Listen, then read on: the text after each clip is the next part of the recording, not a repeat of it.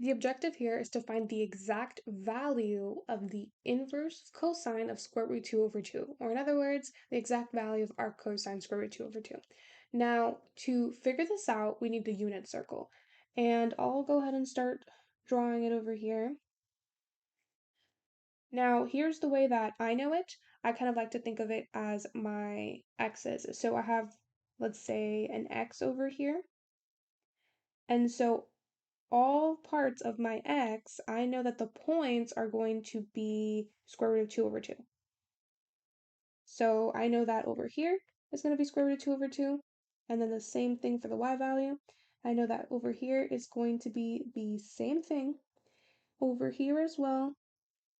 And finally over here as well. The only difference is the signs. So I know that over here, x and y are positive, so these are going to be positive. I know that over here, there is a negative x, positive y, so the x over here is going to be negative. I know that over here is going to be negative x, negative y, so both of them are going to be negative. And then over here, I know it's going to be positive x and then negative y, so the y is going to be negative. And now, as for the actual values, which is what we're trying to find, I remember it this way. So I know that all of the parts of the x's end with 4s. So I know that this is going to be over 4, this is going to be over 4, this is going to be over 4, and this is going to be over 4. And I know that every numerator has a pi, right? This has a pi, this has a pi, this has a pi. Now, this one is done. Then over here, this is what I like to think about. I know that this is like up, like this is above the x-axis, and so if it's positive, right, it's above the x-axis, I'm just going to do the opposite, and I'm going to say, okay, I'm going to think negative. And why think negative? Because basically what I'm going to do is I'm going to take the denominator, and I'm going to subtract 1, and that's what it is, 3 pi over 4. And then over here, I know that this is below the x-axis, so I'm going to think the opposite. I'm going to think positive. And so why? Because I'm going to take the 4, and I'm just going to add 1. So now this is 5 pi over 4. And then over here, I actually learned this from a video on YouTube because this is the one I couldn't like think of anything. Basically, 5, 7, 11. So 5 days a week, I go to 7, 11. So this one in the middle is just going to be 7, right? Because that's how I remember it. All right, so now we have the exact values. Okay, so we have to think about cosine. So this is a little note. Cosine is equal to x. So what they're really asking right here is cosine of what is equal to the square root of 2 over 2. So what we're basically looking for is when our x value is positive square root 2 over 2. Now, the only way x can be positive is if it's in quadrant 1 or in quadrant 4. So it's either going to be pi over 4 or it's going to be 7 pi over 4. Now, how do I know which one to choose, pi over 4 or 7 pi over 4? And this is where we have to review a certain concept, the graphs, the domains, and the ranges of these graphs.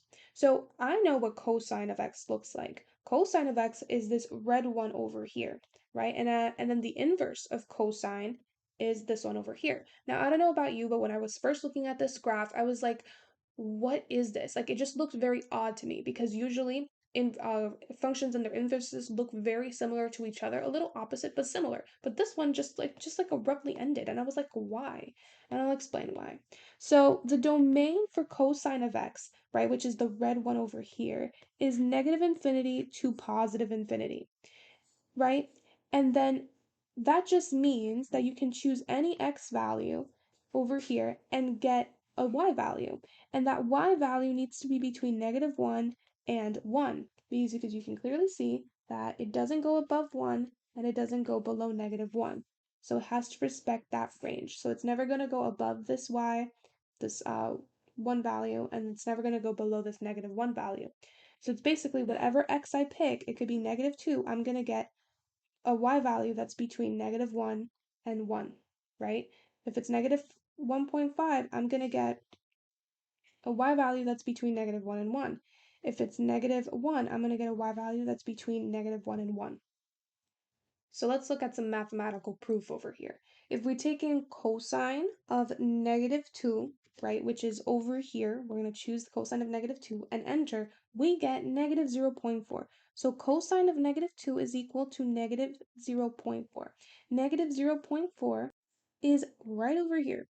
And we can clearly see that that's the y value that we get when we choose and when we try to find cosine of -2, right? So you do this for every value, you're going to get a value that's between -1 and 1.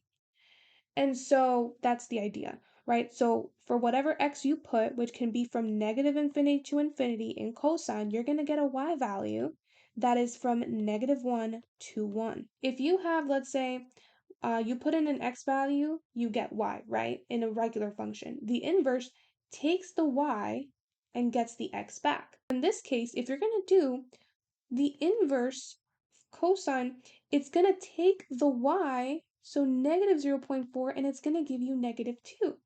And so if you take in, for example, let's look at where is negative 0.4? So negative 0.4 would be somewhere over here. If you go all the way up, the y value is going to be 2, right?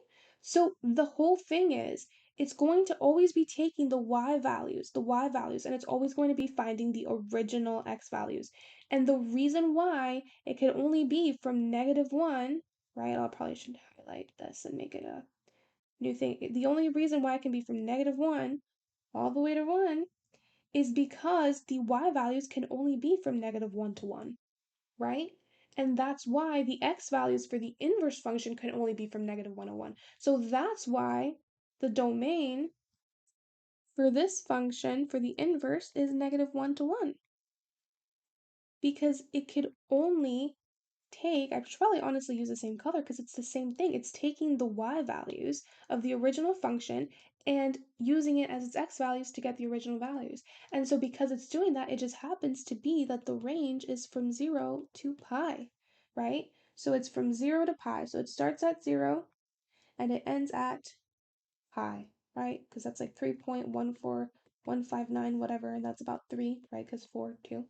So that's the idea, right? I was always like wondering, I was like, why is it 0 and pi? And it just, and it's not because someone just said it, it's because the concept of inverse functions had to be fulfilled, like where the y values have to be the x values here, right?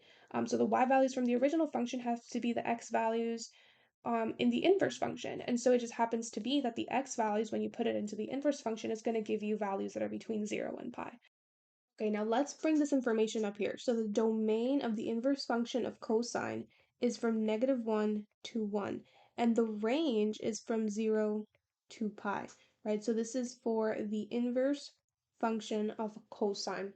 Okay, so we can use this information to tell whether or not pi over 4 or 7 pi over 4 lies on the function of the inverse function of cosine, right? Because that's what we're looking for. We're looking for a value that's going to lie in this function. And so therefore, if that point is on that function, then it needs to satisfy the domain and range, right? So we're going to take a look at which of these points satisfy the domain and range.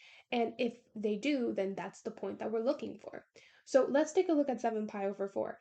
I know square root 2 divided by 2, that's equal to 0.7, right? 0.7, I know satisfies the domain of the function. It is greater than -1 and it is less than 1, and therefore I know that square root 2 over 2 is good and it satisfies this function. Now, let's take a look at the y value, negative square root 2 over 2, right? So now we're looking at a negative 0.7. And so all we're doing is saying, okay, does negative 0.7 satisfy the range? Well, it's negative, and so it's below 0. Therefore, it doesn't satisfy the range, and it is not in the function of inverse of cosine, of arc cosine, right? And so therefore, this point is not in the inverse of cosine, and therefore it can't be an answer.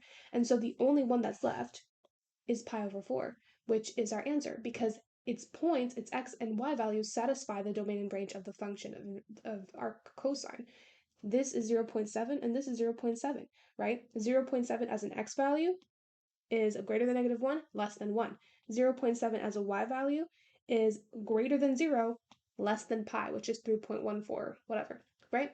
And so that's why the inverse of cosine, or arc cosine of square root 2 over 2 is pi over 4.